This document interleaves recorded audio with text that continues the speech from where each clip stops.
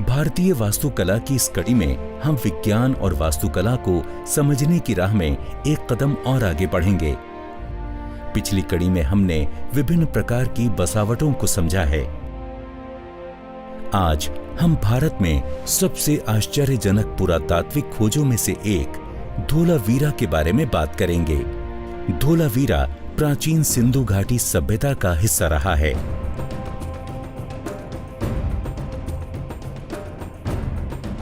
ईसा पूर्व तीसरी सहस्राब्दी और दूसरी सहस्राब्दी के मध्य आबाद रहे धोलावीरा का इतिहास लगभग 1500 वर्षों का है।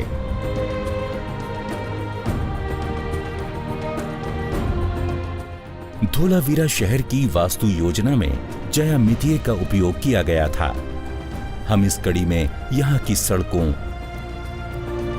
जल प्रबंधन प्रणालियों, दुर्ग निर्माण और सामग्री के कुशल उपयोग को विज्ञान और प्रौद्योगिकी की नजर से समझेंगे। असल में इस प्रकार के निर्माण से इन सभ्यताओं की स्थापत्य कला और इंजीनियरिंग कौशल को आसानी से समझा जा सकता है।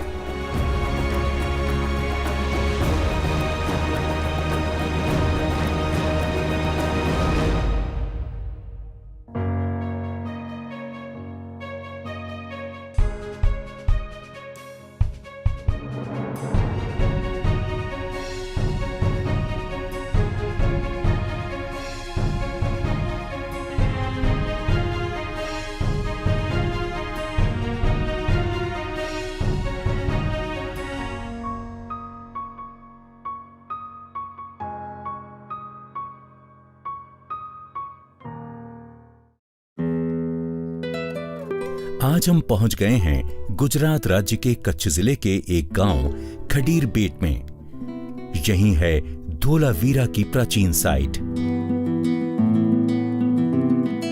हमें यहाँ के परिदृश्य में नाटकीय ढंग से बदलाव दिखता है। झाड़ीदार जंगल और खेतों से होकर हम इस प्राचीन साइट पर आए हैं। रास्ते में हमने नमक के शानदार खेत देखे। लगभग 10,000 से भी पहले हुई विवर्तनिक गतिविधियों के कारण ही शायद समुद्र के पीछे हटने के कारण ये अस्तित्व में आए होंगे। हम रण से आगे बढ़ते हुए खडीर बेट तक पहुंचे हैं।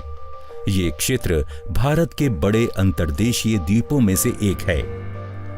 कई भूवैज्ञानिक अध्ययनों से पता चला है कि यहाँ अतीत में विभिन्न पर्यावरणीय परिस्थितियां रही हैं। अध्ययनों से पता चला है कि रण तकरीबन 3000 सालों तक 10 मीटर गहरे पानी के नीचे रहा होगा। अतीत में ये क्षेत्र उथले समुद्र में एक द्वीप के रूप में उपयोगी रहा होगा। हालांकि ये पता नहीं चला कि लोगों ने मुख्य भूमि की बजाय बसने के लिए एक द्वीप को क्यों चुना, क्योंकि तुलनात्मक रूप से भूमि पर खेती सहित अन्य संसाधनों की उपलब्धता अधिक सहज थी।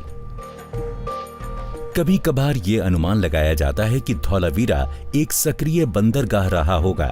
संभवतः रण का क्षेत्र नौवहन जल निकाय के तौर पर काम कर सकता था, जिससे खाड़ी देशों के साथ विदेशी व्यापार के लिए सुरक्षित बंदरगाह के रूप में ये उपयोगी होगा। आज भी मानसून के दौरान समुद्री जल के भराव से खडीर बेट का संबंध भारत की मुख्य भूमि से कट जाता है। गर्मी की तपन से पानी भाप बनकर उड़ जाता है, जिसके बाद रण में नमक ही शेष बचता है। धौलावीरा खडीर बेट के उत्तर पश्चिमी छोर पर स्थित है। धौलावीरा आने पर सुनसान सड़कों का अचानक से फैलाव दिखाई देता है।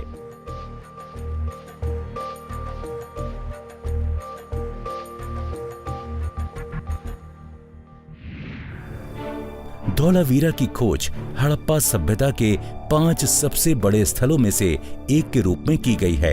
ये क्षेत्र हड़प्पा घाटी सभ्यता का हिस्सा रहा है, जिसे सिंधु घाटी सभ्यता के रूप में भी जाना जाता है। इसके समकालीन सभ्यताओं में मिस्र और मेसोपोटामिया की सभ्यताएं थीं। इन सभ्यतावासियों के आपस में अच्छे व्यापारिक संबंध थे। सिंधु घाटी, मोहनजोदड़ो और हड़प्पा सभ्यताएं शहरों के सुनियोजित निर्माण के लिए प्रसिद्ध थीं। मोहनजोदड़ो और हड़प्पा कालीन अधिकांश क्षेत्र अब पाकिस्तान का हिस्सा हैं। स्वतंत्रता के बाद भारत ने सैकड़ों हड़प्पा स्थलों की खुदाई की, जैसे हरियाणा में राखी गढ़ी, प्राचीन बंदरगाह शहर लोथल और धौलावीरा।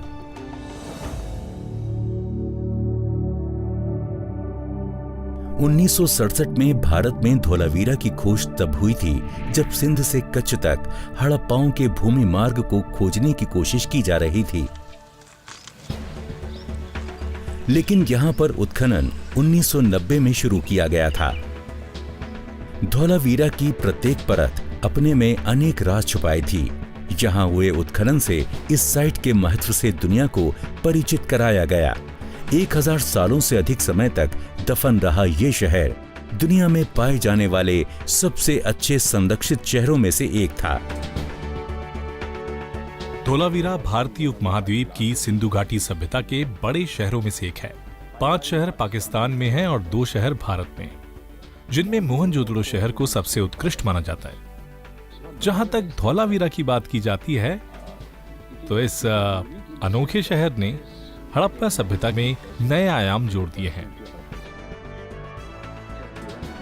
इस शहर के अध्ययन से हमें हड़प्पा सभ्यता के उदय और पतन का प्रमाणित इतिहास मिलता है, जो लगभग 1500 वर्ष की अवधि का है।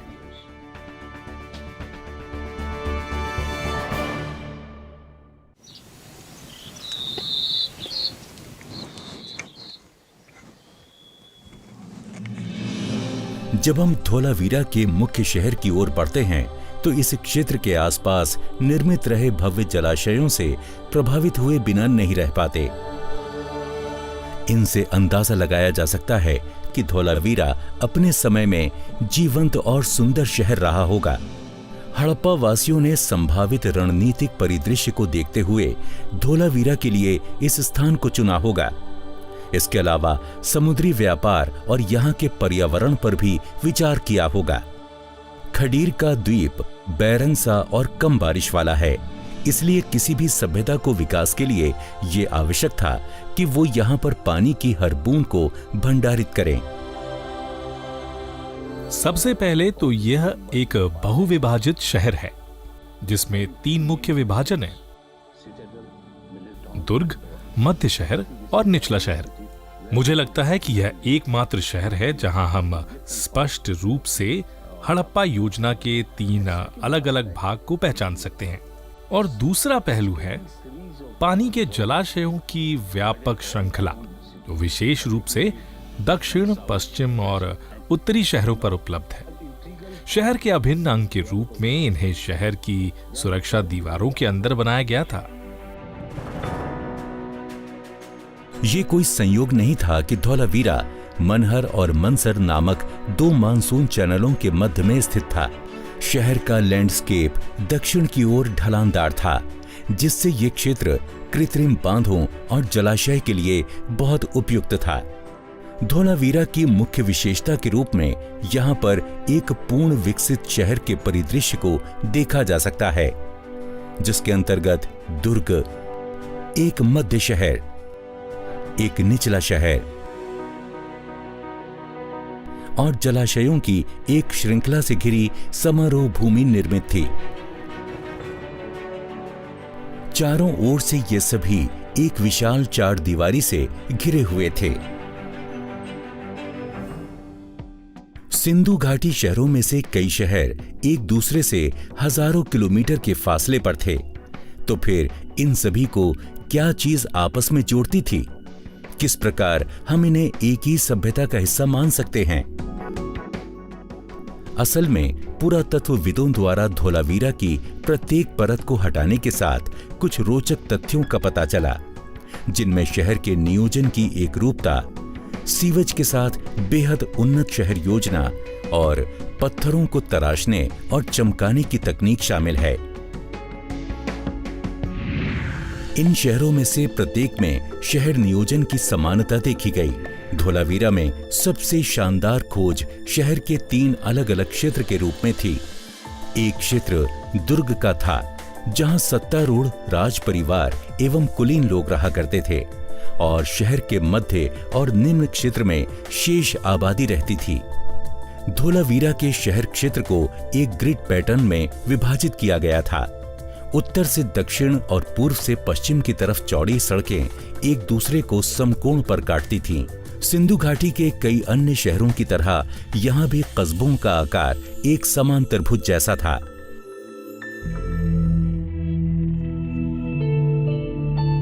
धोलावीरा शहर में गणितीय परिशुद्धता के साथ नियोजन और वास्तुकला के सिद्धांतों का उपयोग किया गया था। जब आंतरिक कोनों को शहर की उत्तरी रक्षा दीवारों के उत्तर पश्चिम की लंबाई और पश्चिमी दिशा के साथ उत्तर दक्षिण में मापते हैं तो इनका माप क्रमशः 771.1 मीटर और 616.85 मीटर आता है, जिसका अनुपात 5:4 का है। इसी प्रकार शहर के अन्य हिस्सों में भी आश्चर्यजनक अनुपात और समानुपात को देखा जा सकता है। यदि महल की बात करें तो इसकी आंतरिक दीवारें 114 मीटर लंबी और 92 मीटर चौड़ी हैं, जो कि एक समान अनुपात को बनाए रखती हैं। बाह्य दीवारों की माप 151 मीटर और 118 मीटर है, जिनका अनुपात फिर से 5:4 है। शहर के विभिन्न हिस्सों के अनुपात अलग अलग हैं। उदाहरण के लिए दुर्ग प्राचीर का अनुपात 1:1 के साथ एक वर्ग के समान है। मध्यम शहर की लंबाई और चौड़ाई का अनुपात 7:6 है और समारोह स्थल का अनुपात 6:1 है। इन अनुपातों से हम उस युग में वास्तुकला और गणित की विकास यात्रा को समझ सकते हैं। इसके अलावा शहर की मुख्य सड़क से लगने वाली सड़कों की चौड़ाई निश्चित थी। मुख्य सड़क 9 मीटर चौड़ी थी। अधिकतर घरों के बाहर की सड़कों की लंबाई 1.5 से 5 मीटर थी।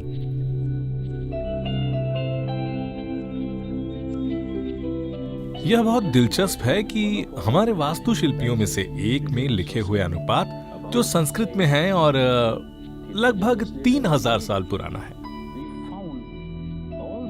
वही अनुपात हमें धौलावीरा शहर की योजना में मिली।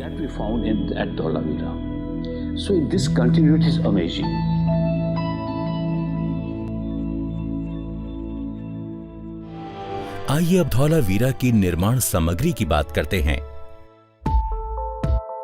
भवनों और सामग्रियों के सुधार को देखते हुए धौलावीरा काल की सिविल इंजीनियरिंग की क्षमता का पता चलता है।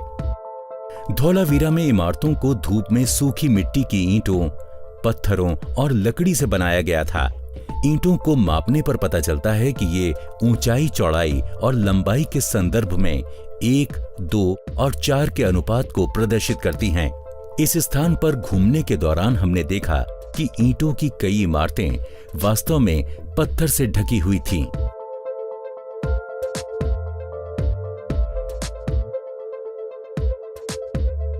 पुरातत्वविदों ने भी उत्तरी गेट के कक्ष में एक लकड़ी के बोर्ड में सबसे बड़ा हड़प्पा अभिलेख पाया है। अपारदर्शी ग्लास के टुकड़े से बने प्रत्येक शिलालेख या चिन्ह की लंबाई 37 सेंटीमीटर और चौड़ाई 27 सेंटीमीटर है। हड़प्पा के शिलालेख को पढ़ा तो नहीं जा सका है, लेकिन पुरातत्वविद का मानना है कि यह दरवाजे पर लगा साइन बोर्ड था, जिसमें इस बसावट के लिए एक निश्चित नामावली का उल्लेख था।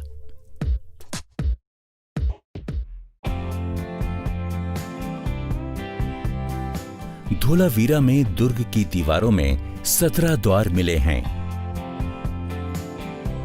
इनमें से सबसे विस्तृत द्वार गढ़ की पूर्वी, पश्चिमी और उत्तर की ओर स्थित दीवारों में हैं। यहां पर पीले और झालर युक्त बलुआ पत्थरों से निर्मित खंड और मूर्ति सदृश निर्माण कार्य भी देखे गए हैं। धौलावीरा का ये मैदान, जो कि 47 मीटर चौड़ा और 283 मीटर लंबा है, इसका अनुपात 1:6 है। ये एक और उल्लेखनीय सीढ़ीदार संरचना है, जिसका उपयोग सामुदायिक समारोहों, खेल या बाजार के रूप में होता होगा।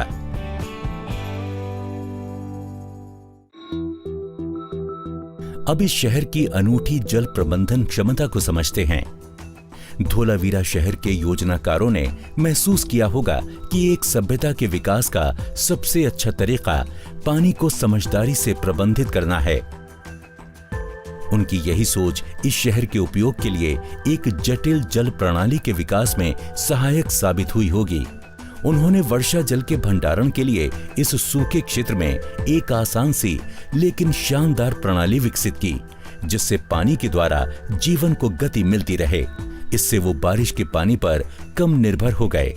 उन्हें भूजल से भी कोई विशेष उम्मीद नहीं थी, इसलिए उन्होंने चट्टानों को काटकर विशाल जलाशयों की एक जटिल जल प्रणाली का विकास किया होगा।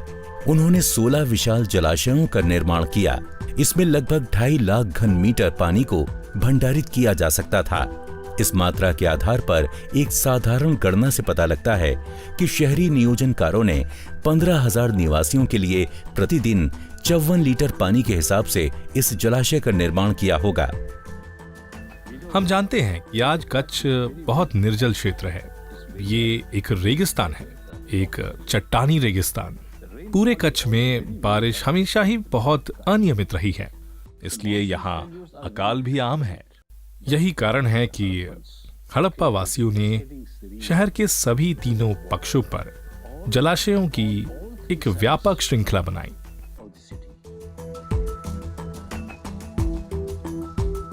तो हम ये कह सकते हैं कि वे बहुत अच्छे पानी के अभियंता थे और धौलावीरा शहर उसका सबसे सुविख्यात उदाहरण है। उन्होंने योजना इस तरह बनाई थी कि बारिश के पानी की एक भी बूंद बर्बाद न हो। वे हर बूंद को सहेज कर उसे अपने जलाशयों में संरक्षित करना चाहते थे। इन जलाशयों में से कुछ को ठोस चट्टानों से काटकर बनाया गया था। कुछ जलाशयों में पानी तक पहुंचने के लिए सीढ़ियां बनाई गई थीं, ताकि लोग आसानी से पानी तक पहुंच सकें। कई जलाशयों के फर्श में गड्ढे और कुंड बनाए गए थे, जिससे सूखे वर्षों में भी उनमें पानी उपलब्ध रहे। धोलावीरा को ऊपरी और निचले शहर में विभाजित किया गया था। ऊपरी शहर निचले हिस्से से 13 मीटर ऊपर स्थित था, जिसके कारण ऊपरी जलाशय बाद में भरते थे। दिलचस्प बात यह है कि रोमन वासियों के बहुत पहले हड़प्पा वासियों ने पानी को जलाशयों से शहर के मध्य तक पहुंचाने के लिए प्राकृतिक ढलान का उपयोग करना सीख लिया था। इस काम के लिए कृत्रिम जलमार्गों यानी नालियों का निर्माण किया गया था। पानी की उपलब्धता से धौलावीरा के लोगों को पूरे वर्ष फसल उगाने की सुविधा मिली होगी, जिनका कारोबार यहाँ से लगभग 3,500 किलोमीटर दूर स्थित मेसोपोटामिया तक समुद्र मार्गों के माध्यम से किया जाता था। धौलावीरा में एक विशाल बावड़ी भी खोजी गई है। ये 73.4 मीटर लंबी, 29 मीटर चौड़ी और 10 मीटर गहरी है। इसका आकार मोहनजोदड़ो के महान स्नानागार से 3 गुना बड़ा है। ये इस क्षेत्र में पाई जाने वाली दूसरी सबसे बड़ी जल संरचना है। दुर्ग के शीर्ष पर तीव्र जल निकास के एक व्यापक नेटवर्क का उत्खनन किया गया है। इसे ये सुनिश्चित करने के लिए सावधानी पूर्वक डिजाइन किया गया था कि गढ़ के अंदर कभी कोई बाढ़ न आए और अतिरिक्त पानी जलाशयों में जा सके।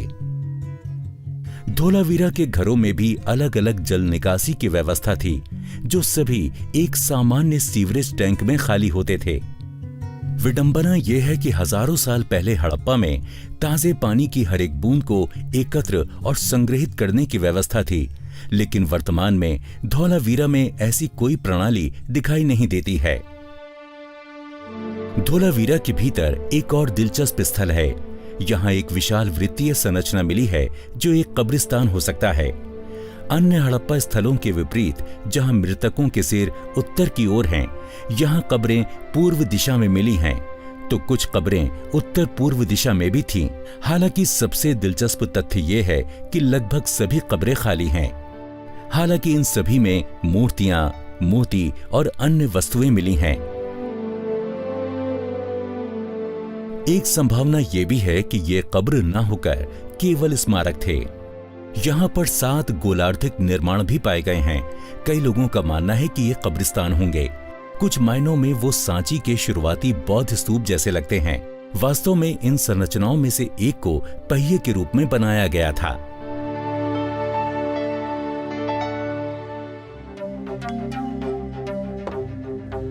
जब हम धौलावीरा में थे तब पृथ्वी विज्ञान मंत्रालय के अधीन गोवा में कार्यरत संस्था राष्ट्रीय समुद्र विज्ञान संस्थान की एक टीम यहाँ शोध कार्य कर रही थी। ये टीम यहाँ से कुछ किलोमीटर दूर स्थित धौलावीरा दुर्ग के दूसरे किनारे पर बंदरगाह के साक्ष्य को खोजने के लिए सर्वेक्षण का काम कर रही थी। एको मशीन और अन्य उपकरणों का उपयोग करते हुए शायद ये वैज्ञानिक व्यापार लिंक की खोज करने के लिए सर्वेक्षण कर रहे हैं। पुरातत्वविदों ने उत्खनन करके यहाँ हजारों आकर्षक कलाकृतियों को खोजा है। इनमें मिट्टी के बर्तन, मिट्टी की मूर्तियां और जानवर, लापीस लजुली के मनके, सोने, चांदी और सीपें शामिल हैं। इसके अलावा यहाँ खोजी वस्तुओं में हड़प्पा की छापों में बैल, गेंडों और अन्य जानवरों के चित्र प्रदर्शित हैं। चरण 1 की शुरुआत से ही हमने पाया कि कैसे तांबा वहां पर पिघलाया जाता था। इसके अलावा हमें कुछ और उपकरण भी मिले और वहां मनका बनाने वाले उद्योग थे। तो हड़प्पा वासियों द्वारा मोती और सीप वस्तुओं का व्यापक रूप से इस्तेमाल किया गया है। कई अन्य हड़प्पा शहरों की तरह धौलावीरा की पूरी योजना को खगोलीय विचारों के आधार पर नियोजित किया गया था। हालांकि हड़प्पा पत्थर की संरचनाओं में किसी भी खगोलीय अभिप्राय के शामिल होने संबंधी प्रमाण के लिए और अधिक काम किए जाने की आवश्यकता है। ईसा के 1800 वर्ष पूर्व ऐतिहासिक रिकॉर्डों से धौलावीरा गायब हो गया था, जिससे पता लगता है कि उस समय ये सभ्यता अंत की ओर थी। विशेषज्ञों का मानना है कि धौलावीरा का अस्तित्व घग्गर नदी के पानी पर आधारित था, जिससे जलाशयों को भरा जाता था। एक शक्तिशाली भूकंप ने नदी के मार्ग को गंगा बेसिन की तरफ अधिक झुका दिया होगा, जिससे धौलावीरा क्षेत्र ऊंचा उठकर सूख गया होगा। विशाल जलाशयों में धीरे धीरे मिट्टी भर गई, जिससे ये क्षेत्र उजड़ गया था।